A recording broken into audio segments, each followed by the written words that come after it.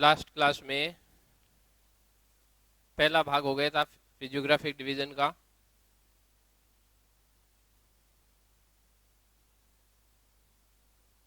पश्चिमी मरुस्थलीय प्रदेश,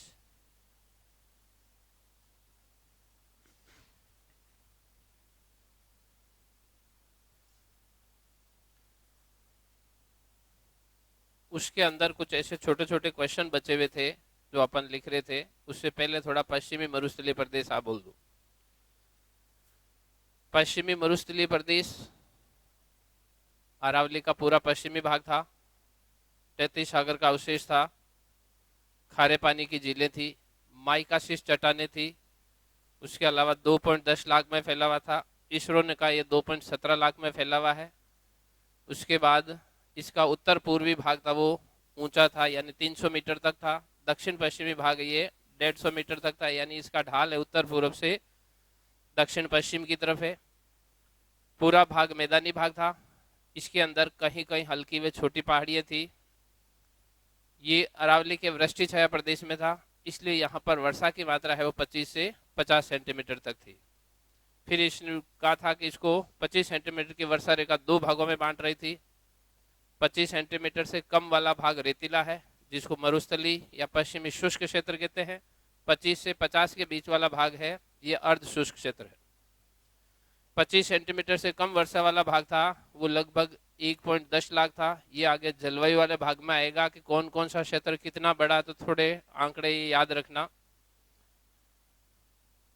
25 सेंटीमीटर से कम वर्षा, इसके भी दो भाग थे। एक तो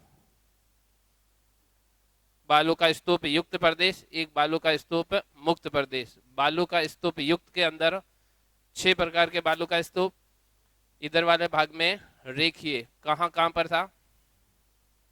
रेखीय का जगह कौन कौन सी थी? हाँ ठीक है। जैसलमेर का दक्षिणी, बाड़मेर का उत्तरी और जोधपुर का पश्चिमी भाग था। जगह थोड़ी याद रखने का प्रयास करो, उससे क्या लिखने में इजी रहेगा।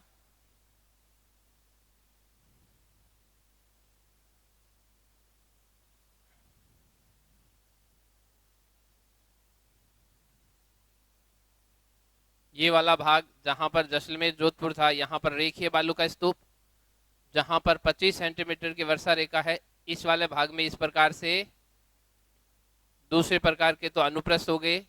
इसके ऊपर वाले भाग में यहाँ पर मैंने कहा एक जगह का नाम याद रखना, पालेरी।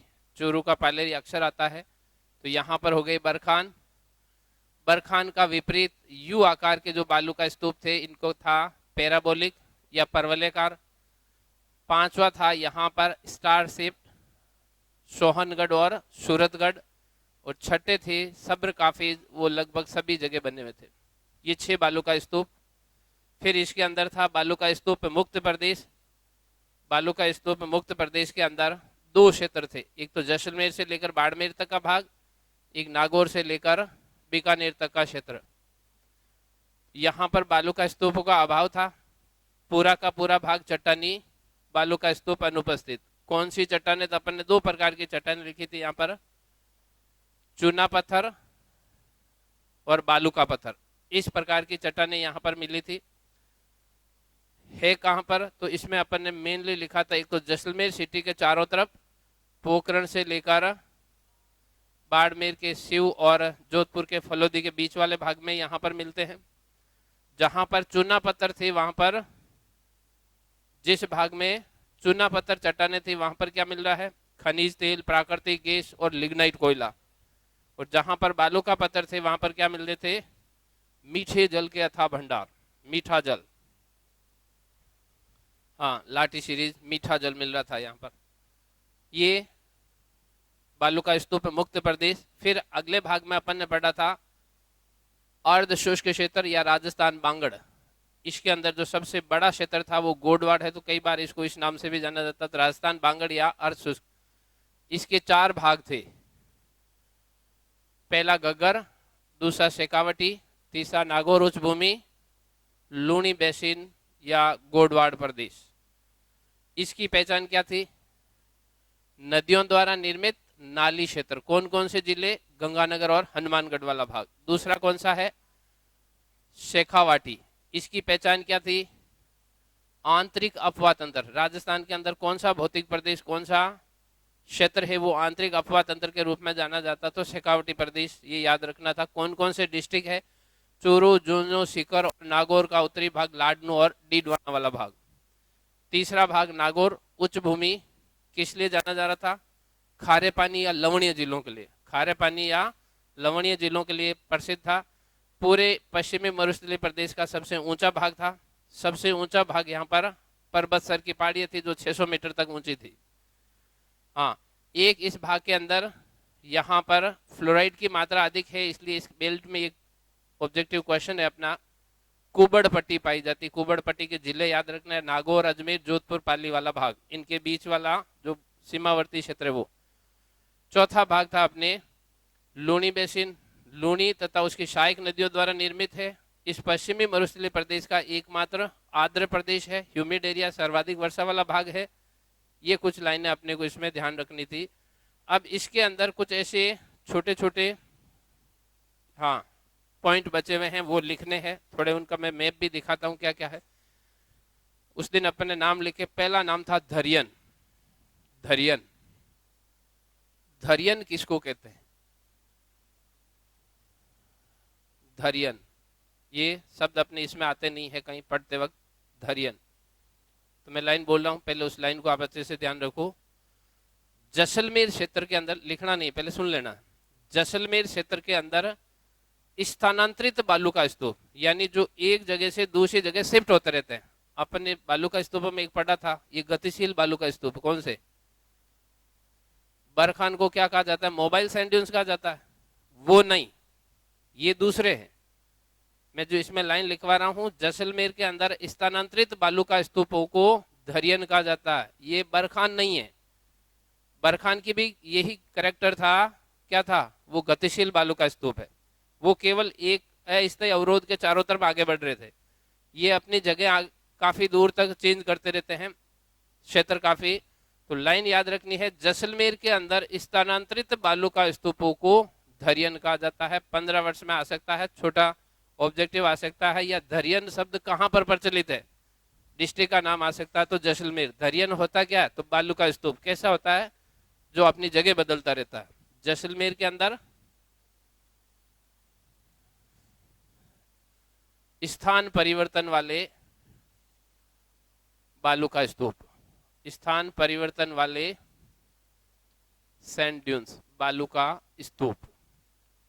ऐसे बालू का स्तूप जो अपनी जगह बदलते हो, उसको जैसलमेर में क्या कहा जाता है? धरियन कहा जाता है। एक शब्द अपन ने बोला था खड़ीन, कई बार 15 वर्ष मेंस में आया हुआ है, ऑब्जेक्टिव में अपने छोटे छोटे हर एग्जामों में आता है, इसलिए इसको याद रखना है। खड़ीन है क्या? तो प्राचीन काल के अंदर जल संचय की विधि है। प्राचीन काल के अंदर जो पानी था उसको इकट्ठा करने की जगह है। बनाया किसने, या इसकी परिभाषा क्या होगी? तो अपन लिखेंगे निम्न तल की, लो लेवल की, निम्न तल की झील हो या तालाब। तालाब का बड़ा रूप झील कहलाता है। निम्न तल की झील व तालाब, या लिखो या तालाब को खड़ीन कहा जाता है। काम क्या आती है? तो जल संचय के रूप में काम आती है, पानी को इकट्ठा करने के लिए, वाटर हार्वेस्टिंग के रूप में। इनका सर्वाधिक निर्माण किसने करवाया? तो जैसलमेर के शासकों ने करवाया। जैसलमेर के शासकों ने इसका अधिकांश निर्माण करवाया। जैसलमेर के शासकों द्वारा इसका निर्माण करवाया, वो इसके लिए प्रसिद्ध है। और जैसलमेर के शासकों के अंदर ही जो इसका लिए सर्वाधिक फंड प्रोवाइड करवाते, वो पालीवाल थे। इसलिए कई जगह इसको लिखा जाता पालीवालों द्वारा निर्मित। पहले इन दोनों को मैं थोड़ा सा, इसमें है वो डायग्राम, फोटो बने हुए, मैं वो बता देता हूं, फिर अपन इन दो दो को लेकर लिखते जाएंगे।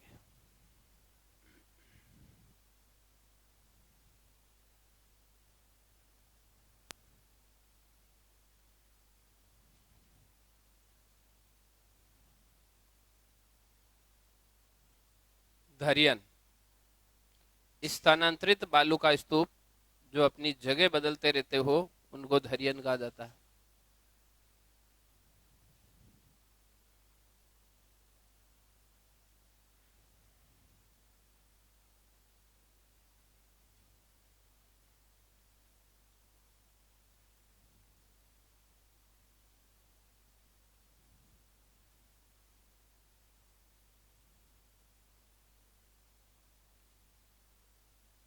ये धरियन, धरियन ही है, कुछ और तो फोटो तो नहीं। हाँ, ऐसे बालू का स्तूप जो अपनी जगह धीरे धीरे आगे की ओर शिफ्ट करते जाते हैं जैसलमेर क्षेत्र के अंदर, ऐसे भागों को क्या कहा जाता है? धरियन कहा जाता है। ये खड़ीन, धरियन और खड़ीन, खड़ीन का एक छोटा सा वीडियो है, खड़ीन कैसे बनते हैं। पानी संचय के लिए किसी भी प्रकार की छोटी सी, जैसे किसी दीवार वाले भाग पर इसको, दीवार वाला भाग है ढलान में, उस दीवार को बनाकर उस भाग को अगर रोक दिया जाता, जहां पर जल इकट्ठा होगा उस क्षेत्र को क्या कहा जाएगा? खड़ीन कहा जाएगा। या तो ये खुद नीचा हो, अगर खुद नीचा नहीं है तो उसको क्या करेंगे हम? दीवार बनाकर किसी ढाल वाले भाग में पानी को हम रोक लेंगे। तो ये वाला भाग है, इसको खड़ीन कहा जाता है। ये खड़ीन की दीवार है और यहां से इसका पीछे वाला भाग ये इसका कैचमेंट एरिया है, जिसके अंदर इसको ये जल इकट्ठा हो रहा है। जैसे ही जल भर जाएगा इसको खड़ीन नाम दे दिया जाता है, खड़ीन।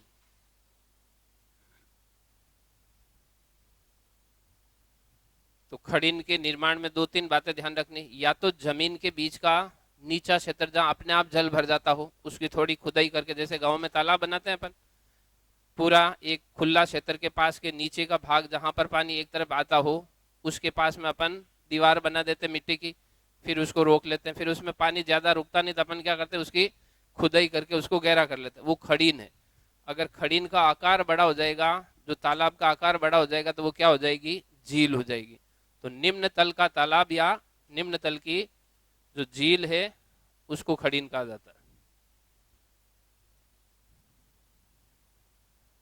लिखो इसमें,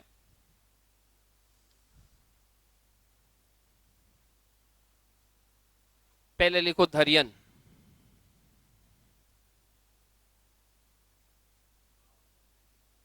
बावड़ी अलग होती है, बावड़ी ये नहीं है। खड़ीन और बावड़ी में डिफरेंस है। बावड़ी तो गहरी होती है, जो ओपन वेल होता है ना उसका विस्तृत रूप बावड़ी होता है।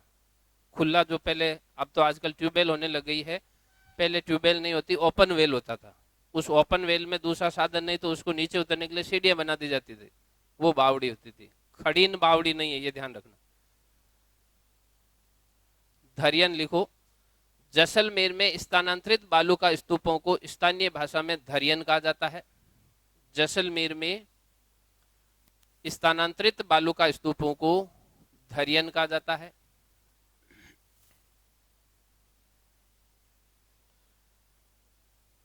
जैसलमेर में स्थानांतरित बालू का स्तूपों को धरियन कहा जाता है।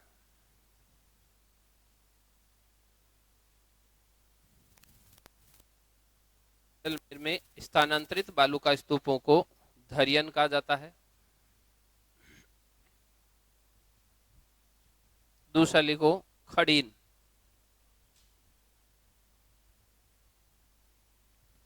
दूसरा खड़ीन।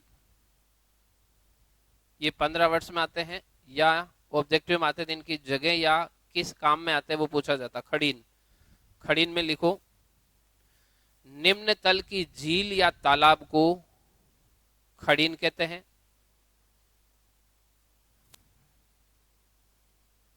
निम्न की, लो लेवल की, निम्न तल की झील या तालाब को खड़ीन कहा जाता है।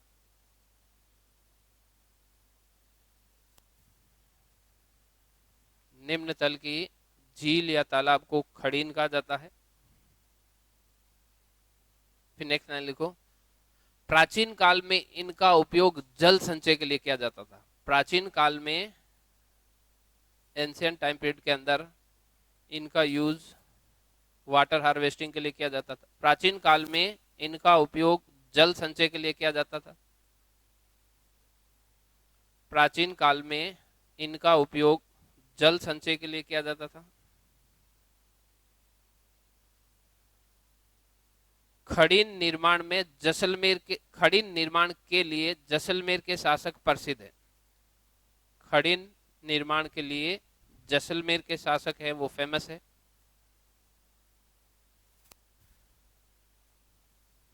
खड़ी निर्माण के लिए जैसलमेर के शासक है वो प्रसिद्ध है।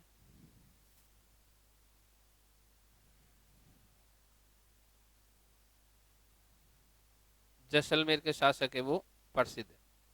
फिर इसके आगे दो और छोटे छोटे टर्म्स है, पहले मैं उसको बता देता हूं फिर अपन लिखते हैं। रन या टाट, रन या टाट किसे कहते हैं? दो बालू का स्तूप, ये पूरा द्रातलीय भाग है। इस द्रातलीय भाग पर इधर कोई बालू का स्तूप है, ये ऊपर उठा हुआ भाग है, और इधर वाले भाग में भी कोई बालू का स्तूप है, यानी सैंड ड्यून्स है। इस सैंड ड्यून्स के बीच वाले भाग के अंदर जल भर जाता हो। यहां पर मान लो इस वाले भाग के अंदर पानी इकट्ठा हो गया हो, ये वाला भाग, इसमें जल भर गया हो, लेकिन जल कैसा हो? खारा हो, लवणीय हो, क्षेत्र दलदली और अनुपजाऊ हो। लवणीय जल, सेलाइन, दलदली क्षेत्र, मर्शीलैंड, या अनुपजाऊ क्षेत्र रन या टाट कहलाता है। अब इसकी परिभाषा कैसी? दो बालू का स्तूपों के बीच में लवणीय जल के क्षेत्र को, लवणीय जल के क्षेत्र को जो अनुपजाऊ हो, रन या टाट कहलाते हैं। राजस्थान के अंदर कुछ रन प्रसिद्ध है। कौन कौन से रन है और कहां पर है, तो मैं छोटा सा इधर मैप बनाता हूं आपके। रन के लिए कौन से भाग प्रसिद्ध है, ये ऑब्जेक्टिव क्वेश्चन भी है, इधर वाला भाग ही बनाते हैं। जैसलमेर वाला भाग है, जैसलमेर के अंदर सर्वाधिक रन है। कानोता, भाकरी, लवा और पोखरन। और बाड़मेर के अंदर ऊपर वाले भाग में है थोब, सबसे बड़ा रन है ये। जोधपुर वाले भाग के अंदर है यहां पर बाप रन। चूरू वाले भाग में एक और रन है, उसका नाम याद रखना, इसका ऑब्जेक्टिव में पूछा भी जाता है, परिहारी रन। सर्वाधिक रन कहां पर? जैसलमेर में, ये जैसलमेर भाग है। कौन कौन से रन है? तो कानोता जगह के नाम है ये, भाकरी, लवा और पोखरन। ये ऊपर वाला भाग क्या है? तो ये बाड़मेर का रन है, इसको कहा जाता है थोब रन। ये राजस्थान का सबसे बड़ा रन है। दो बातें याद रखनी, सर्वाधिक रन किस जिले में है? तो जैसलमेर में। सबसे बड़ा रन कौन सा है? तो बाड़मेर का थोब रन। ये बाड़मेर वाला भाग। जोधपुर के अंदर, ये जोधपुर, जोधपुर के अंदर बाप रन। और ये है चूरू, चूरू के अंदर है परिहारी रन, परिहारी रन। वास्तव में रन क्या है? खारे पानी की झीलें। जो इसको याद रखने का तरीका, खारे पानी की झीलें हैं उनको रन कहा जाता है। लिखो इसको, रन या टाट, रन या टाट, रन या टाट। लिखो, दो बालू का स्तूपों के मध्य, दो बालू का स्तूपों के मध्य, दो बालू का स्तूपों के मध्य लवणीय जल या दलदली क्षेत्र को, दो बालू का स्तूपों के मध्य लवणीय या लवणीय जल या दलदली क्षेत्र को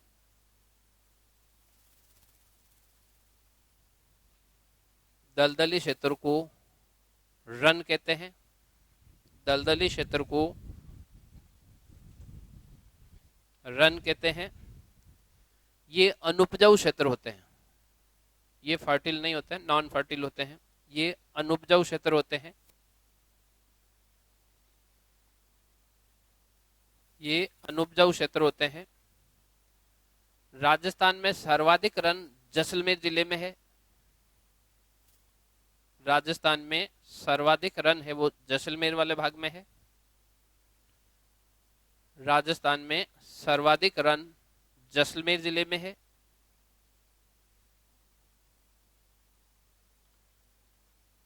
राजस्थान में सर्वाधिक रन जैसलमेर जिले में है। राजस्थान का सबसे बड़ा रन थोब रन है, थोब बाड़मेर।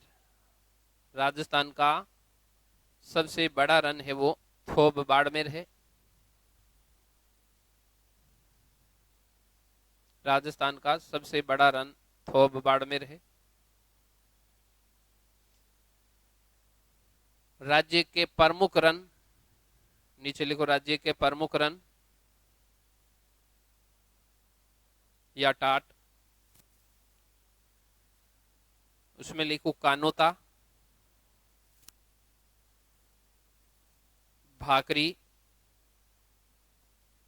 कानोता, भाकरी, लवा, पोखरन, ब्रैकेट में लिखना जैसलमेर। ये चारों के चारों बड़े रन जैसलमेर के अंदर है। कानोता, भाकरी, लवा और पोखरन ये जैसलमेर में है। थोब के आगे लिख लेना बाड़मेर, थोबरन बाड़मेर। बाफरन जोधपुर, बाफरन जोधपुर। और परिहारी रन के आगे स्टार लगा लेना, ये ऑब्जेक्टिव में आता है। परिहारी रन निम्न में से किस जिले में स्थित है? परिहारी रन चूरू, परिहारी रन चूरू।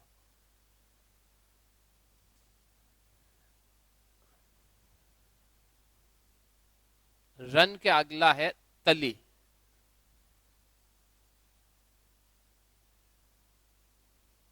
चौथा है तली। दो बालू का स्तूपों के बीच में क्या नहीं हो? लवणीय जल नहीं हो। कैसा हो? अस्थायी झील हो, टेम्परेरी। दलदली हो लेकिन अनुपजाऊ नहीं हो। कैसा हो? उपजाऊ क्षेत्र हो। उसको हम क्या कहेंगे? तली कहेंगे। है तो क्षेत्र तो वैसा ही है, लेकिन इसमें खारापन नहीं है। उसमें क्या था? खारापन। खारापन वाले या लवणीय वाले भाग है वो तो रन हो जाएंगे। जिसमें मीठा जल थोड़े समय के लिए इकट्ठा होगा वो क्या कहलाएगी? तली कहलाएगी। ये नाम तली में नहीं आएगा जो अपन ने रन में लिखे, ये नाम तली में नहीं है। लिखो, दो बालू का स्तूप के मध्य अस्थायी मीठे पानी की झील। दो बालू का स्तूपों के बीच में टेम्परेरी अस्थायी मीठे पानी की झील।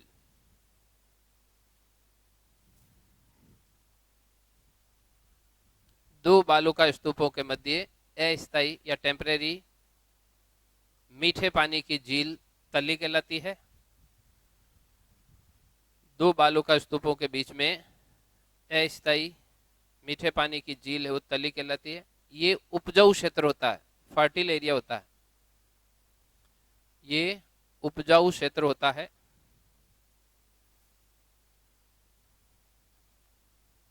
ये उपजाऊ क्षेत्र होता है। नीचे नोट लगाकर एक शब्द आता है प्लाया, उसको लिख लो। जहां पढ़ते हैं अपन शब्द यही बताया जाता है, प्लाया। प्लाया का बड़ा भाग होता है एक बजादा है। क्या? इसको देख लो। जो पहले अपन ने लिखा रन, रन का विस्तृत रूप, लेकिन दोनों तरफ बालू का स्तूप नहीं हो। मान लो ये कोई स्थलीय भाग है, पूरा ऊपर वाला भाग मरुस्थलीय है, इस मरुस्थल के बीच में जो कोई नीचा क्षेत्र है, बालू का स्तूपों के बीच में नहीं, बालू का स्तूप नहीं हो, कोई नीचा क्षेत्र हो जहां पर पानी भर जाए और हमेशा के लिए वो खारे पानी की झील के रूप में बदल जाए, हमेशा के लिए खारे पानी की झील के रूप में बदल जाए, उसको ज्योग्राफी में कहा जाता है प्लाया। और प्लाया के पास में जहां से जल आता है, जैसे सांबर झील प्लाया है, और सांबर झील के चारों तरफ से जो जल आने वाला उसका केचमेंट एरिया है वो कहलाता है बजादा। ये तो बजादा है और ये प्लाया है। प्लाया किसका विस्तृत रूप है? रन का। रन के विस्तृत रूप को क्या कहा जाता है? प्लाया कहा जाता है। और प्लाया में जिस भाग से पानी आता है उसको कहा जाता है, ये सारे खारे पानी के। क्वेश्चन ऐसा आ सकता है, निम्न में से अलग कौन है, पृथक कौन है या भिन्न कौन सा है?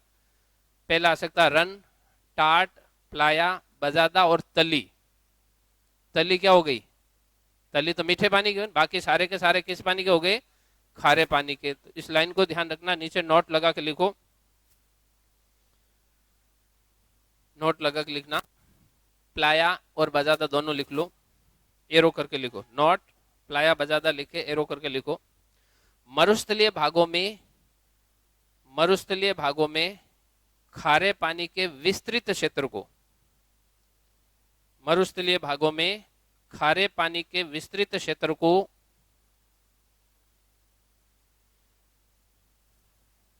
मरुस्थलीय भागों में खारे पानी के विस्तृत क्षेत्र को प्लाया कहा जाता है।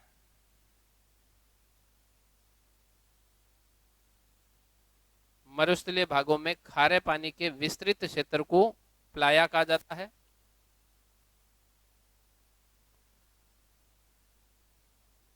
प्लाया कहा जाता है।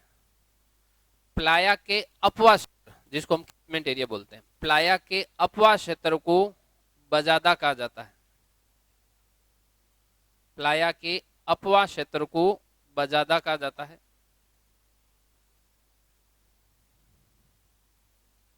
प्लाया के अपवा क्षेत्र यानी जिस भाग का जल उस प्लाया में आता है वो कहलाएगा बजादा।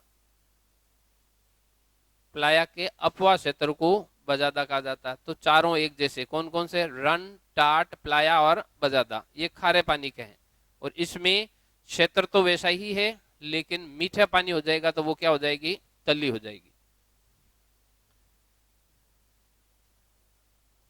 4 हो गए। अब इसके अंदर एक दो और हैं, एक तो लाठी सीरीज लिख लो या चांदन नलकूप लिख लो। चांदन नलकूप, थार का घड़ा, जैसलमेर से लेकर जैसलमेर के दक्षिणी भाग में लाठी क्षेत्र के आसपास के भागों को, जैसलमेर सिटी उससे लेकर इधर वाले भाग में लाठी क्षेत्र तक के भाग में, यहाँ पर मीठे जल के जो अथाह भंडार हैं, ऐसा कहा जाता है लगभग इस क्षेत्र के अंदर 9000 कुएं हैं और ये भूगर्भ से जल निकाल रहे हैं। इस पूरे क्षेत्र को क्या कहा जाता है?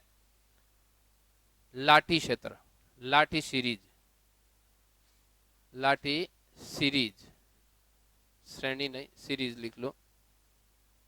इसके अंदर जहां पर सर्वाधिक कुओं का जमाव है वो एक क्षेत्र है, उसको बोलते हैं चांदन गांव, इसलिए कहा जाता है चांदन नलकूप। एक कुआं नहीं है, कुएं के समूह को नल ये कहा जाता है।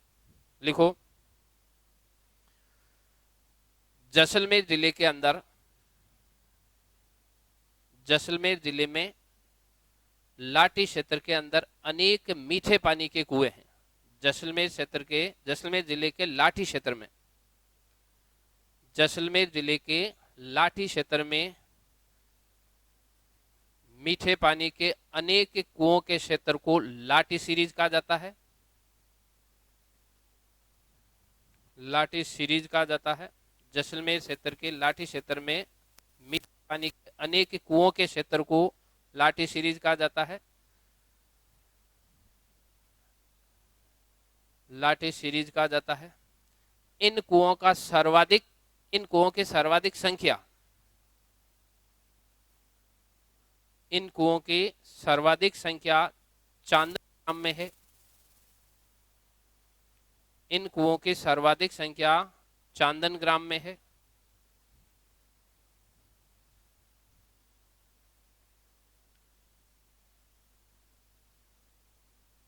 इन कुओं की सर्वाधिक संख्या चांदन ग्राम में है, इसलिए चांदन ग्राम को थार का गढ़ा कहा जाता है। इसलिए चांदन ग्राम को थार का गढ़ा कहा जाता है।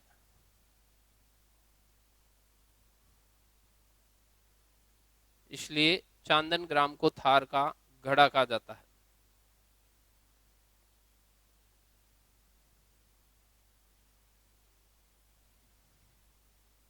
एक लाइन और लिख दो इसके नीचे, कहीं जरूरत हो तो इसमें लिख दो। इस क्षेत्र के भूगर्भ में मीठे जल के अथाह भंडार है।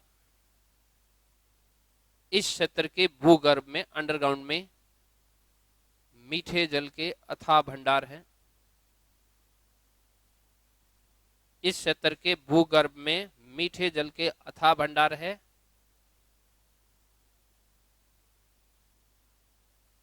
इस क्षेत्र के भूगर्भ में मीठे जल के अथाह भंडार है, क्योंकि प्राचीन काल में यहां सरस्वती नदी प्रवाहित होती थी। क्योंकि प्राचीन काल में यहां पर सरस्वती नदी है वो प्रवाहित होती थी।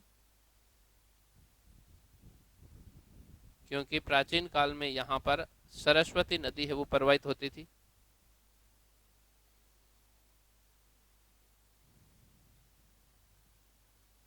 क्योंकि प्राचीन काल में यहां पर सरस्वती नदी प्रवाहित होती। तो चांदन क्या है? ऐसा क्षेत्र जहां पर मीठे जल के भंडार है कहां पर? तो जैसलमेर के दक्षिण वाले भाग में लाठी क्षेत्र है, वहां पर खूब सारे कुओं का एक ग्रुप है, उसको लाठी सीरीज कहा जाता है। और इसमें भी जो सर्वाधिक कुएं हैं वो चांदन गांव के पास है, इसलिए इसको थार का गढ़ा कहा जाता है। एक है बाटोडा, है कैसा? बाटोडा में दिखा देता हूं उसका। बाटोडा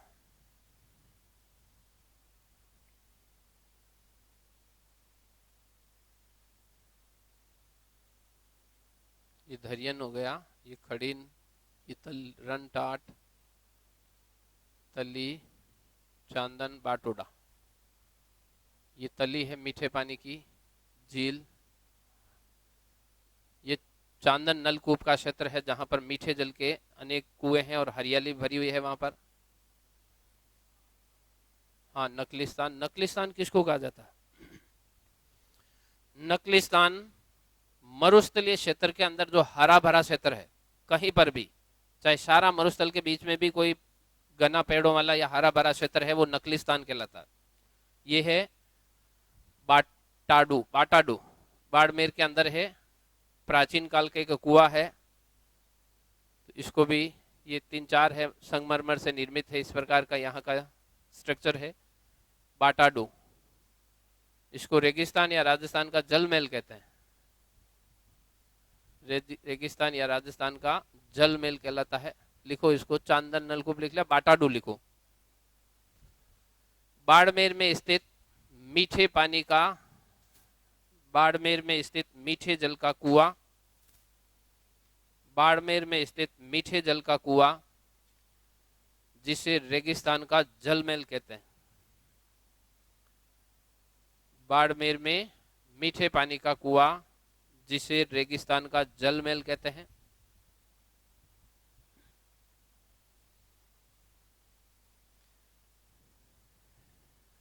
रेगिस्तान का जल महल कहलाता बाटाडू। संगमरमर से निर्मित है, बहुत पुराना है, प्राचीन काल से आ रहा है। इसका रिनोवेशन करवाकर ऊपर वाला भाग पूरा संगमरमर से निर्मित करवा दिया।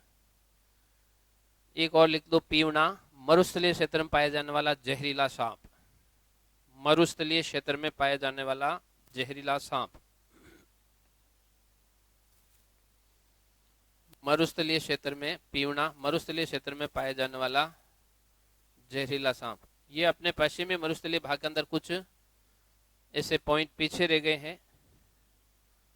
ये इसी कलर का नहीं होता है, दूसरे कलर में भी होता है, इस कलर में भी मिलता है। ये जैसलमेर के मरुस्थलीय भागों में पाया जाने वाला जहरीला सांप है, जिसको लोकल भाषा में पीवना कहते हैं। जिसको लोकल भाषा में पीवना सांप कहते हैं।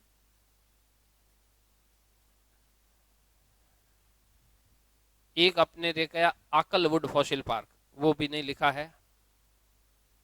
मैं उसको पहले थोड़ा बता देता हूँ, या पहले इसमें डायग्राम देख लो कैसा कैसा है वहां पर आकलवुड फॉसिल पार्क के अंदर, जैसलमेर के अंदर आकलवुड फॉसिल पार्क।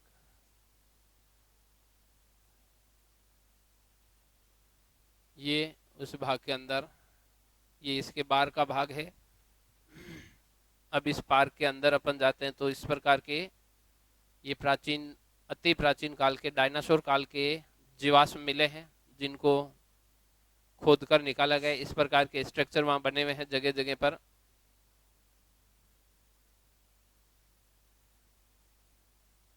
ये उसके डायनासोर के अवशेष हैं। ये यहाँ पर जो ये इतने ऊपर वाले भाग बनाए हैं, उसका कारण है कि इस आकल वाले भाग के अंदर यहाँ पर इसके अंडों के अवशेष मिले हैं। डायनासोर है, उसके अंडों के अवशेष मिले हैं। तो ये पत्थर जैसे लग रहे हैं, पर बताया ऐसा ही जाता है कि डायनासोर के अंडे हैं। ये लकड़ी के जीवाश्म है।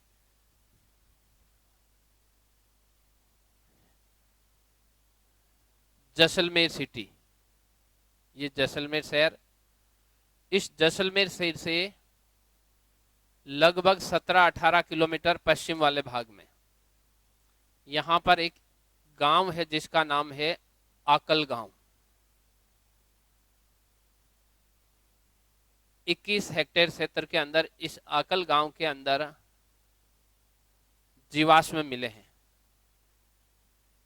जैसलमेर सिटी से लगभग 20 किलोमीटर पश्चिमी भाग के अंदर प्राचीन काल के जीवाश्म मिले। कहां पर मिले? तो इस गांव में मिले। सबसे ज्यादा जीवाश्म किसके मिले? तो लकड़ी के जो पहले प्राचीन काल में पौधे हुआ करते थे, उनके तने के जीवाश्म मिले। 13 मीटर लंबा, 15 मीटर लंबे, ऐसे लकड़ी के जीवाश्म मिले हैं। लगभग 12 जीवाश्म मिले हैं लकड़ी के।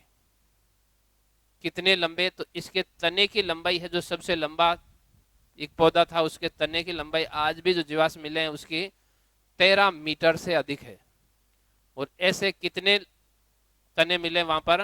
12 तने मिले हैं। उस भाग के अंदर 12 लकड़ी के जीवाश्म मिले। कितने पुराने? तो 18 करोड़ वर्ष पुराने हैं ये। 18 करोड़ वर्ष पुराने इस गांव के अंदर लकड़ी के जीवाश्म मिले हैं, पेड़ पौधों के अवशेष मिले हैं। तो फिर इसको संरक्षित करने के लिए हमने क्या कर दिया? इसको पार्क घोषित कर दिया। जो राष्ट्रीय अपने है ना, इसमें जैसलमेर बाढ़ में राष्ट्रीय उद्यान, उसका हिस्सा बना दिया इसको, और इसको नाम दे दिया आकल। किसके मिले यहाँ पर? लकड़ी। तो वुड क्या मिले यहाँ पर? जीवाश्म। जीवाश्म को इंग्लिश कहते हैं फॉसिल। फॉसिल्स पार्क नाम दे दिया। लाइन ध्यान रखनी है, लिखना क्या है अगर ऐसी जगह आ जाती है। तो लकड़ी के जीवाश्म मिले हैं, मेनली जाना इसीलिए जाता है, लेकिन इसके साथ कुछ और भी मिले। क्या मिले हैं? डायनासोर के अंडों के अवशेष मिले हैं। तो आकलवुड फॉसिल पार्क में क्या लिखना? जैसलमेर क्षेत्र के अंदर स्थित प्राचीन काल का क्षेत्र जहां पर लकड़ी, जहां पर 18 करोड़ वर्ष पुराने लकड़ी के जीवाश्म व डायनासोर के अंडों के अवशेष मिले हैं, जिसे पार्क के रूप में इसको घोषित कर दिया है, वुड फॉसिल पार्क के रूप में। लिखो इसको, आकल वुड फॉसिल पार्क। ये क्या 15 वर्ष में क्वेश्चन आ सकते हैं, और अपन पूरा टॉपिक पढ़ते हैं तो इनकी चर्चा नहीं होती, बीच में कुछ छूट जाते हैं, तो इसलिए इनको लिखो आकल वुड फॉसिल पार्क।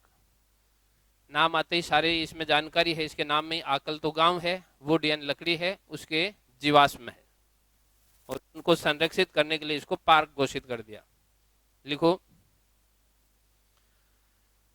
जैसलमेर शहर के पश्चिमी भाग में, जैसलमेर शहर के पश्चिमी भाग में, जैसलमेर शहर के पश्चिमी भाग में लगभग 18 करोड़ वर्ष पुराने लकड़ी के जीवाश्म मिले हैं। जैसलमेर शहर के पश्चिमी भाग में लगभग 18 करोड़ वर्ष पुराने लकड़ी के जीवाश्म मिले हैं।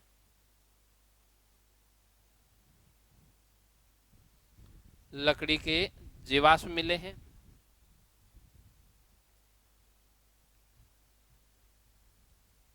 तथा इनके साथ डायनासोर के अंडों के अवशेष भी मिले हैं, तथा इनके साथ डायनासोर के अंडों के अवशेष भी मिले हैं।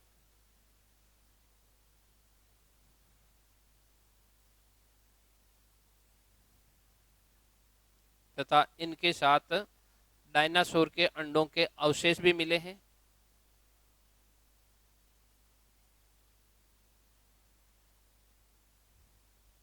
ये भाग आकल गांव में स्थित होने के कारण, ये भाग या ये क्षेत्र आकल ग्राम में स्थित होने के कारण, ये भाग या क्षेत्र आकल ग्राम में स्थित होने के कारण इसे आकल वुड फॉसिल पार्क नाम दिया गया। ये क्षेत्र आकल ग्राम में स्थित होने के कारण इसे आकल वुड फॉसिल पार्क नाम दिया गया है। आकल वुड फॉसिल पार्क नाम दिया गया। आकल वुड फॉसिल पार्क नाम दिया गया है। ऑब्जेक्टिव में क्या आ सकता है कि वहां पर क्या मिला है, कौन से डिस्ट्रिक्ट में है, कितने लकड़ी के जीवाश्म है, तो 12 लकड़ी के जीवाश्म मिले हैं। इसमें जो अधिकतम लंबा जीवाश्म मिला है वो 13.4 मीटर लंबा है, तो उसको थोड़ा याद रखना। ये वो है जो अपन पश्चिम मरुस्थलीय भाग पढ़ने के बावजूद भी ये पॉइंट उसमें आते नहीं है, चर्चा नहीं होती, तो इसलिए इसको छोटे छोटे भागों में अपन ने लिखा। पहला भाग जो फर्स्ट फिजियोग्राफिक डिवीजन में था यहां आकर पूरा होता है। अब इसके अंदर दूसरा भाग, दूसरा फिजियोग्राफिक डिवीजन क्या था, अरावली पर्वतीय प्रदेश। तो पहले अपन इसको बाहर से देखते हैं, फिर इसके अंदर धीरे धीरे जाएंगे। दूसरा हेडिंग लगाओ, अरावली पर्वतीय प्रदेश। अरावली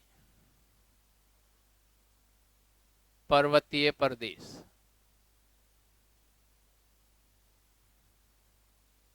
अरावली पर्वतीय प्रदेश लिखते हैं अपन इसको, ऐसा है तो ये गलत। पर्वत किसे कहते हैं, पहाड़ी किसे कहते हैं, शुरुआत की क्लासों में मैंने बताया है।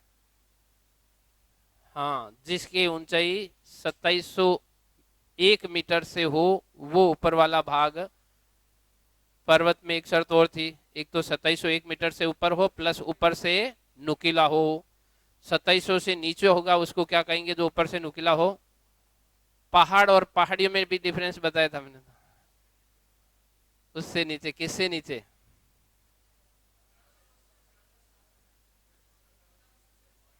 हाँ चलो गुड, फिर भी याद है कुछ। मैं एक बार वापस बोलता हूं। अगर कोई क्षेत्र ऊपर से प्लेन है यानी समतल है और उसकी ऊंचाई 300 मीटर तक है, तब वो क्या हो जाता है, मैदान हो जाता है। 300 मीटर ऊंचा ऊपर से समतल, वो हो गया मैदान। 300 मीटर से जितना भी ऊपर होगा, सामान्यतः ये 600 मीटर माना जाता है, लेकिन ऊपर से फिलहाल अपन जो बातें कर रहे हैं समतल की कर रहे हैं। ऊपर 300 मीटर तक का जो भाग है ऊपर से समतल, वो तो मैदान। 301 से लेकर 600 मीटर तक ऊंचा है लेकिन ऊपर से समतल है, वो पठार। अगर 300 ऊपर कितना भी ऊपर होगा लेकिन ऊपर से समतल होगा तो वो सारे पठार ही होंगे। औसत या सामान्यतः पठार कहां तक माना जाता है, 600 मीटर ऊपर से समतल हो। फिर अगर 601 से ऊंचा हो और ऊपर से नुकीला हो तो वो क्या कहलाता है, पहाड़। वो क्या कहलाएगा, 601 से कितना तक, 1800 मीटर। 601 से लेकर 1800 तक वो क्या कहलाता है, पहाड़।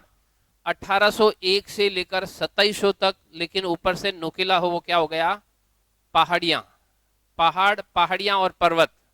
पहाड़, पहाड़ियां और कितना, 601 से लेकर 1800 तक पहाड़, 1800 से लेकर 2700 तक पहाड़ियां, 2700 से लेकर ऊपर वाला भाग है वो हमने यहाँ लिख दिया पर्वत। मैं कह रहा हूँ अरावली की ऊंचाई तो 930 मीटर ही है, तो ये क्या है, अरावली एक पहाड़ है, ना पहाड़ियां है ना पर्वत है।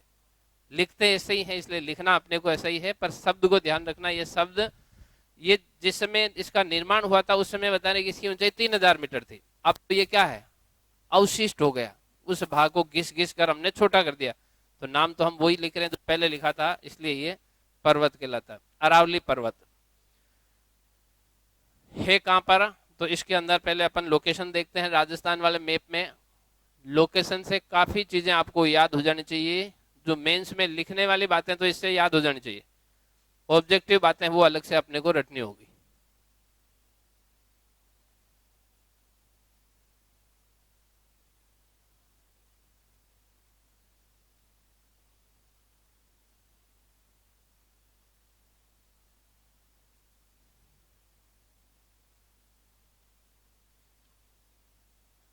यहां पर है एक भिवाड़ी, भिवाड़ी क्षेत्र।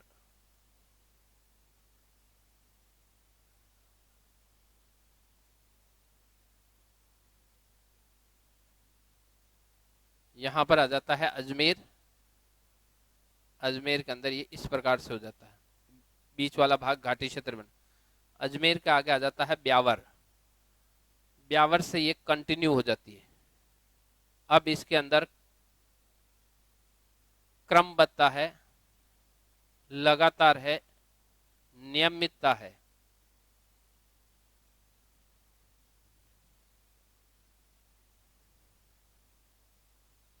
अरावली पर्वतीय प्रदेश, अजमेर के ऊपर वाले भाग में तो ये क्रमबद्ध नहीं है, बीच वाले भाग में संकीर्ण हो जाता है, नीचे वाले भाग में एकदम चौड़ा हो जाता है।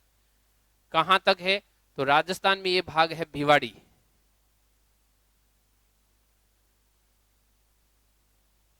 राजस्थान के अंदर ही सिरोही में एक जगह है खेड़ ब्रह्म, सिरोही की जगह है, जगह जगह इसमें गुजरात लिखा है, वो सिरोही की जगह खेड़ ब्रह्म। इसके बीच वाले भाग में आगे कहां तक है? तो ये आगे यहां से हरियाणा है, मैं इसको दूसरे इंक में कर देता हूं, थोड़ा सा अपने इजी लगेगा। आगे यहां से हरियाणा है, हरियाणा से भी आगे है, कहां पर? आगे चला जाता है मुर्मू के पास। कौन है मुर्मू? रायसीना हिल्स, रायसीना हिल्स, राष्ट्रपति भवन,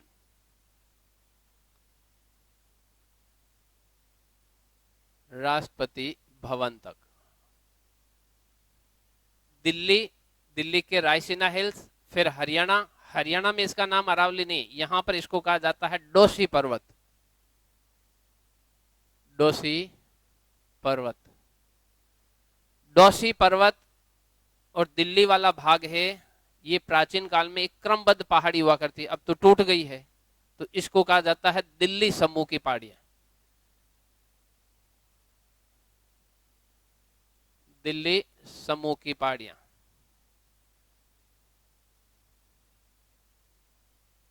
अगर अपन ने इंडियन ज्योग्राफी में पढ़ते वक्त पढ़ा था कि जो प्रायद्वीपीय पठारी भाग है, इसका उत्तरी भाग दिल्ली रिड्ज लिखते हैं, दिल्ली रिड्ज से लेकर राजमहल की पहाड़ियां नीचे कन्याकुमारी तक, इस प्रकार का वो ट्रायंगल था।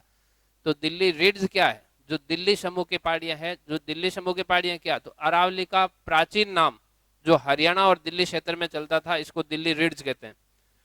वर्तमान में अरावली को जो छोटी छोटी पहाड़ियां हरियाणा वाले भाग में है, ये कहलाती है डोशी पर्वत। फिर राजस्थान में आ जाती है, राजस्थान में भी लगभग सांबर झील से ऊपर वाले भाग तक तो ये क्रमबद्ध नहीं है, टूटी हुई है जगह जगह से। इसीलिए यहां पर एक अपने मेंस में एक नया टॉपिक बना है मरुस्थलीकरण। मरुस्थल का एक क्षेत्र से दूसरे क्षेत्र की ओर आगे बढ़ने की जो प्रक्रिया है, इसको कहा जाता है मरुस्थलीकरण या डेजर्टिफिकेशन। और इस मरुस्थलीकरण के कारण, इस प्रोसेस के कारण मरुस्थल प्रति वर्ष आधा किलोमीटर या 500 मीटर क्या करता है? आगे बढ़ जाता है।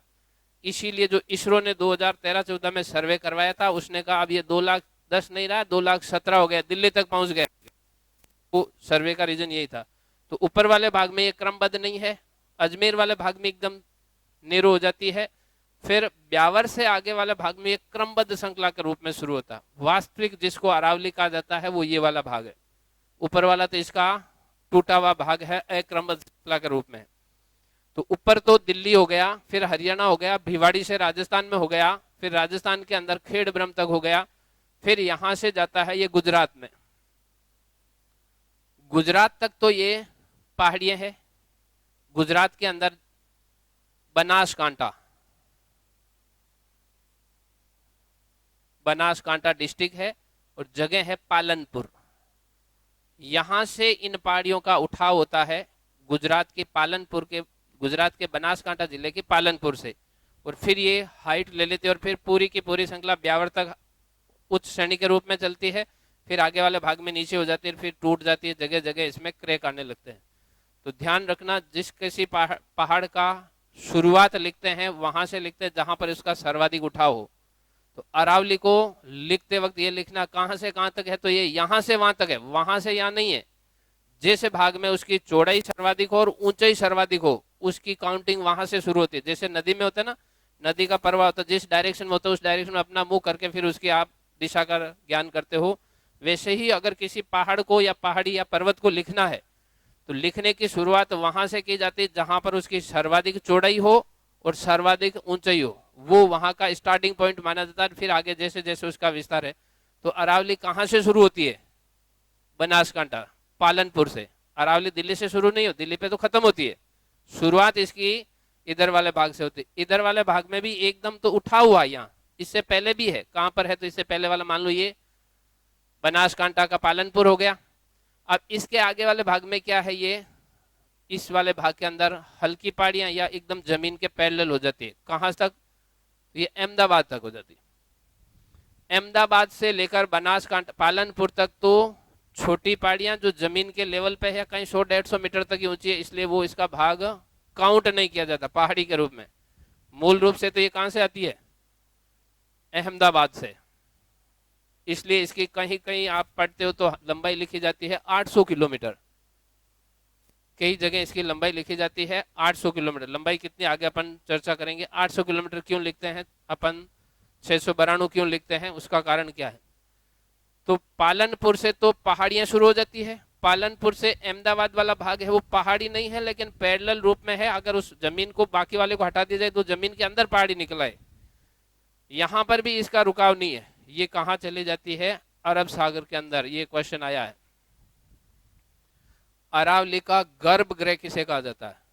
अरब सागर को। वास्तव में जो अरावली का शुरुआती पॉइंट है वो अरब सागर के अंदर से शुरू होता है। अरब सागर, अरब सागर से शुरू होती है, लेकिन ये क्या करती है? जमीन के नीचे चलती है, पूरा स्थलीय भाग के ऊपर नहीं आती है। फिर अहमदाबाद के पास ये क्या करती है? स्थल तक आ जाती है। पहले तो नीचे चली, फिर जमीन के बराबर आई, फिर आगे जाकर जमीन से और ऊपर उठ गई। कहां से? यहां से यहां तक तो जमीन के नीचे। अहमदाबाद से पालनपुर तक जमीन के बराबर आ गई, और पालनपुर से ये क्या करती? पूरी की पूरी ऊपर उठा गई। और यहां से ऊपर उठने के बाद ये कहां चली गई? दिल्ली के रायसीना हिल्स तक चली गई। राजस्थान, भारत सरकार, एक अफ्रीका महाद्वीप पढ़ा था अपन ने, great green wall of Africa नाम पढ़ा है अगर जिसने मेरे से वर्ल्ड ज्योग्राफी पढ़ी है।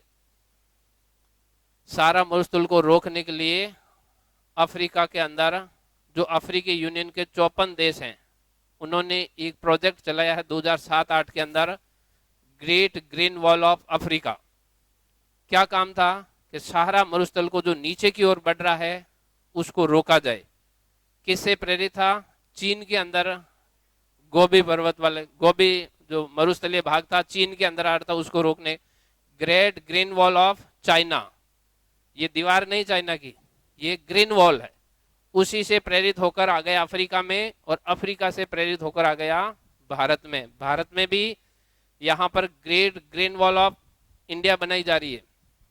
केवल अभी तक तो ये कागजों में है, बाहर नहीं आया। बाहर आएगा जब। है क्या प्रोजेक्ट?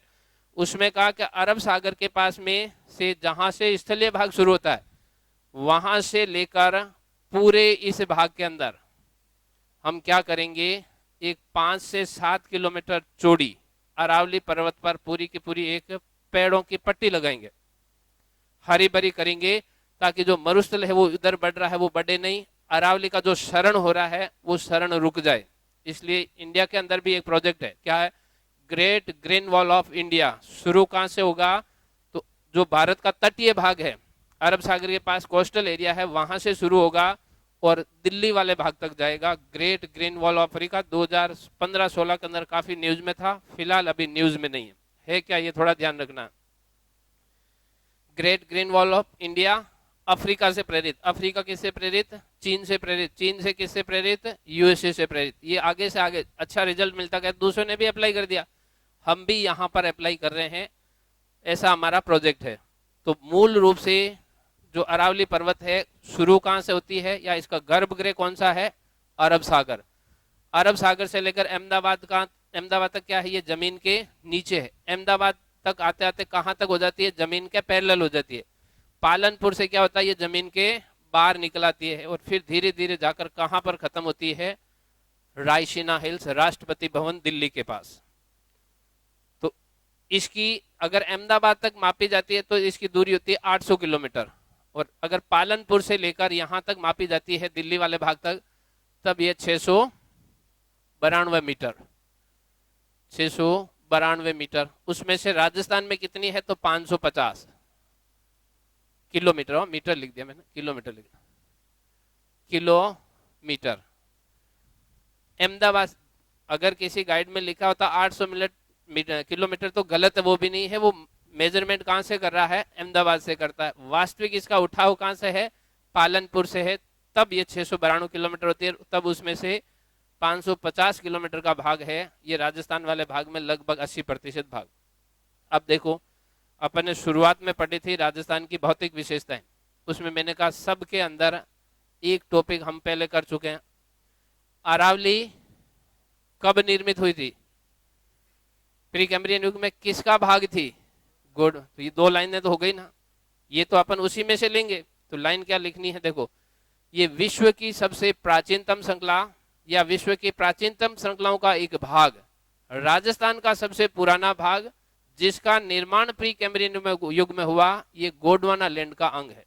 15 वर्ष में अगर लिखना है तो वो नहीं लिखनी लंबाई चौड़ाई, वो नहीं पूछ रहा है। अगर अरावली 15 वर्ष में आती है तो आपको लिखना क्या है, विश्व की प्राचीनतम श्रृंखलाओं का भाग या अंश, राजस्थान का सबसे पुराना भाग, प्री कैम्ब्रियन युग में निर्मित गोंडवाना लैंड का अंग।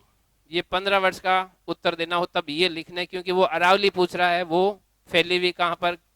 अगर आप इसमें लिख दो 692 किलोमीटर लंबी, तो ये तो एक करेक्टर हुआ, पूरे करेक्टर थोड़ी हुआ। 15 में वो पूछ रहा है कि मुझे पूरे बताओ, तो पूरा बताना ये है क्या, तब बताएंगे उस समय निर्मित हुई, विश्व का पुराना भाग है, राजस्थान का पुराना भाग है और उसका अंश था। अगर 50 वर्ष में आते तो फिर कुछ और इसमें लाइनें ऐड करनी होती है। तो कहां से कहां तक है, ये आ गया, गोंडवाना लैंड का अंग है, ये आ गया, प्री कैम्ब्रियन युग में निर्मित है, ये भी आ गया। अब राजस्थान में कैसे फैली हुई, ये ऑब्जेक्टिव क्वेश्चन है, राजस्थान में कहां से कहां तक फैली हुई है। तो देखो लाइन बोलो कहां से कहां तक है, पहले आपको बोलना है दक्षिण पश्चिम, क्योंकि मैंने कहा था जहां से पर्वत का उठाव होता है वहां से उसकी शुरुआत मानी जाती है। तो राजस्थान में दक्षिण पश्चिम से लेकर उत्तर पूर्व की ओर फैली हुई, कर्णवत रूप में है ये, दक्षिण पश्चिम से लेकर उत्तर पूर्व की ओर फैली हुई। दक्षिण पश्चिमी भाग अधिक चौड़ा व अधिक ऊंचा है, ये वाला भाग चौड़ा भी अधिक है, ऊंचा भी अधिक है। उत्तर पूर्वी भाग कम चौड़ा और कम ऊंचा है। लाइनें रटनी नहीं है, मतलब मैप देखकर आपको अधिकांश लाइनें याद आनी चाहिए। ऑब्जेक्टिव क्वेश्चन जरूरी नहीं मैं जो बोलूं वही आए, इसी के अंदर घुमाकर कुछ और क्वेश्चन पूछा जाता है, वो आपको आना चाहिए। मैप अपने को दिख रहा है, कहां से शुरू हुई ये लाइन अपन कभी नहीं भूलेंगे। अगर मैप में थोड़ी लाइनें अपने को याद रहेगी, रटोगे तो भूल जाते हैं। कहां से, दिल्ली से लेकर अरब सागर तक है, फिर अपन को पता अरब सागर से अहमदाबाद तो नीचे है, अहमदाबाद से पालनपुर तक जमीन के बराबर, पालनपुर से ऊपर आ जाती कहां तक है, दिल्ली तक, ये लाइन नहीं भूलेंगे। फिर है कब की, प्री कैम्ब्रियन युग, ये भी नहीं भूलेंगे। गोंडवाना लैंड का अंग, ये भी नहीं भूलेंगे। अब राजस्थान के अंदर इसका विस्तार कैसा है, तो शुरुआत यहां से करनी है, दक्षिण पश्चिम, ये भाग दक्षिण के अंदर पश्चिम वाला भाग हो जाता है और वो उत्तर पूर्वी हो जाता है। अच्छा दक्षिण पश्चिम में कैसी है, तो अधिक चौड़ी अधिक ऊंची। उत्तर पूर्वी भाग में क्या है, कम चौड़ी कम ऊंची, कर्णवत रूप में फैली हुई, अधिक चौड़ी अधिक ऊंची, कम चौड़ी व कम ऊंची वाला भाग है ये। फिर अब इसके अंदर छोटे छोटे और कैरेक्टर, मूल रूप से राजस्थान के 7 जिलों के अंदर फैली हुई है। मुख्य रूप से जिन जिलों का अधिकांश भाग अरावली के अंदर आता है, कौन कौन से जिले, तो पहले देखो अलवर, ये वाला भाग दौसा, नीचे वाला भाग जयपुर, उसके नीचे वाला भाग अजमेर। कितने डिस्ट्रिक्ट हो गए, 4, अलवर दौसा जयपुर और अजमेर। फिर उसके बाद आगे वाला भाग पूर्ण रूप से अरावली है। कौन कौन सा अरावली, तो राजसमंद, उदयपुर और सिरोही, ये कंप्लीटली पहाड़ी जिले हैं, पूरी तरह से इनके अंदर अरावली फैली हुई है। 7 डिस्ट्रिक्ट मूल रूप से, अलवर 1, दौसा 2, जयपुर 3, अजमेर 4, राजसमंद 5, उदयपुर 6, सिरोही 7। मूल रूप से राजस्थान के 7 जिलों के अंदर है।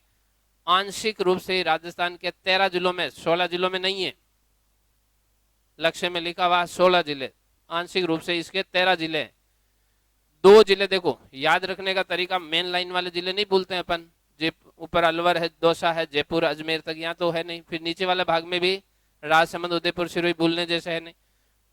आंशिक रूप से तो 2 जिले इधर, 4 जिले इधर, 13, 7 ये हो गए, 6 और जोड़ने, तो 2 इधर जोड़ने। कौन सा जोड़ना? एक तो सीकर जोड़ना, एक इधर पाली जोड़ना। ये सीकर हो गया, इधर वाले भाग में पाली हो गया। पश्चिम वाले भाग में 2 आंशिक जिले जुड़ गए, ऊपर वाले भाग में सीकर, नीचे वाले में पाली। अब इसके नीचे वाले भाग में इधर तो 4 जिले जोड़ने। कौन सा? डूंगरपुर, प्रतापगढ़, चित्तौड़गढ़ और भीलवाड़ा। 4 इधर, 2 उधर, 6 और 7 बीच में, कितने हो गए? आंशिक रूप से 13 है, मूल रूप से 7 डिस्ट्रिक्ट है, इनके अंदर फैली हुई। तो राजस्थान का कितना भाग?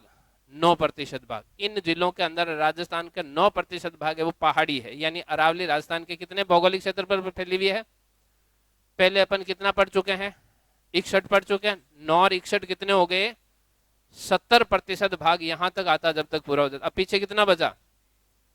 30% भाग ही पीछे बचा। इसलिए ध्यान ये रखना, अगर आगे अपन कोई ऐसा लिखते हैं, कुछ भी भाग लिखते हैं, कौन सा बड़ा है, तो 70%, तो ये ध्यान रख लेना, इधर हो जाता है राजस्थान का क्षेत्रफल। पीछे तो बचा 30, अगर 30 में भी कुछ भाग कर दिए जाए तो और छोटा हो जाएगा। इसलिए बड़ा में कोई भी क्षेत्र आता है तो हमेशा राजस्थान का पश्चिमी भाग ही रखना है, ये मोटे रूप से ध्यान रखनी है। जरूरी नहीं कि मैं जो लाइनें बोलूं वो आए, इनसे जुड़ा हुआ क्वेश्चन थोड़ा गुम जाए। तो आंशिक रूप से 13 जिले, मूल रूप से 7 डिस्ट्रिक्ट, राजस्थान के 9% भाग पर फैली हुई। और इसकी राजस्थान में कितने प्रतिशत जनसंख्या निवास करती है? राज्य के 10% जनसंख्या। उसमें कितनी थी पहले वाले में? कितनी हो गई? 40 और 10। राजस्थान की 50% जनसंख्या कितने क्षेत्र पर रहती है? 70% पर। फिर 50% कितने पे रहेगी? 30%। थोड़ा थोड़ा अपना विजन बढ़ाना है। कॉन्सेप्ट क्लियर ऐसे ही होते हैं कि हल्का सा आप राजस्थान को मोटे रूप से समझ पाओ, कौन सा इलाका किस प्रकार से है, कहाँ पर पॉपुलेशन डेंसिटी ज्यादा है। फिर वहां पर आगे अपन पढ़ेंगे इसके क्षेत्रों के अंदर विशेषता क्या। अच्छा, रहते तो हम इधर 70% पर, हमारे पास तो कोई सोर्स ही नहीं है।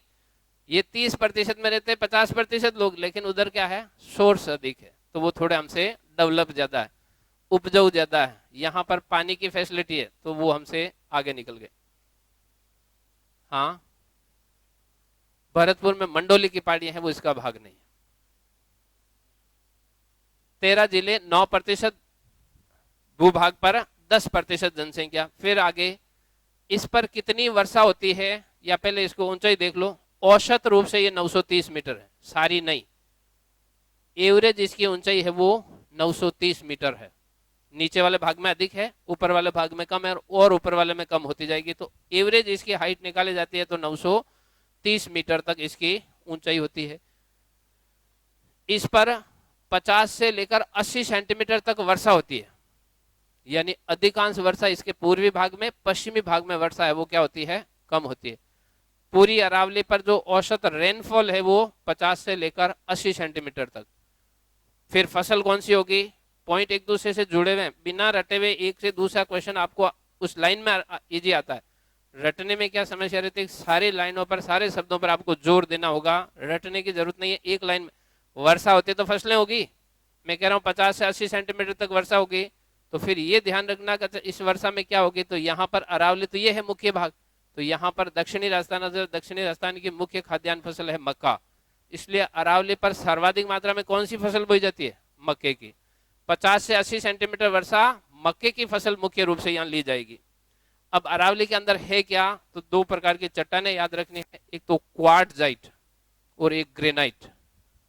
क्वार्टजाइट और ग्रेनाइट इसके अंदर अधिक मिलता है। क्वार्टजाइट और ग्रेनाइट यानी क्या हो गया? ये राजस्थान का ऐसा भौतिक प्रदेश है जिसमें सर्वाधिक मात्रा में खनिज है, मिनरल्स है। सबसे ज्यादा खनिज कहाँ मिलेंगे? 4 भौतिक प्रदेश पढ़ेंगे, उसमें सबसे ज्यादा खनिज किस में मिलेंगे? अरावली। किस पे बेस्ड है? तो हम कहेंगे क्वार्टजाइट और ग्रेनाइट से ही कुछ दूसरे मिनरल्स बने। तो सारे के सारे खनिज इस प्रकार से इस वाले भाग में हो जाएंगे। लिखेंगे इसको कल। आज मेरे क्या है वो फर्स्ट ग्रेड में कोई कल एग्जाम है, तो उसमें थोड़ी ट्रेनिंग है, तो अपन थोड़ा बीच में छोड़ते हैं, ठीक है। कल अपन इसको व्यवस्थित वापस लिखते हैं। हाँ, हाँ, इसको रिकॉर्ड किया गया है, अभी शाम को एक बार इसको फिर से लाइव करेंगे 7 बजे। यही है वापस, दूसरा नहीं।